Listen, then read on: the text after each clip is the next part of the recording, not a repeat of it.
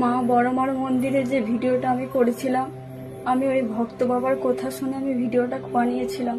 আমার এতটাও ক্ষমতা নেই যে আমি বাবার বুকে পা তুলে এরকম করে ভিডিওটা করবো। তবু কেন আপনারা ভুল বুঝছেন, ভুল ভাবছেন, আমাকে কেন এত উল্টো পাল্টা বাজে কমেন্ট করছেন? আমি এরকম ভুল করি না।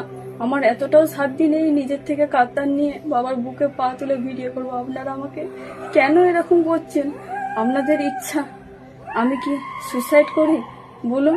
এরকম করে আমাকে করছেন। আমার একটা ছোট বাচ্চা আছে, তার মুখের দিকে তাকিয়ে আমাকে সহ্য করতে হচ্ছে। কত অপমান, কত অসম্মান করছেন আপনারা।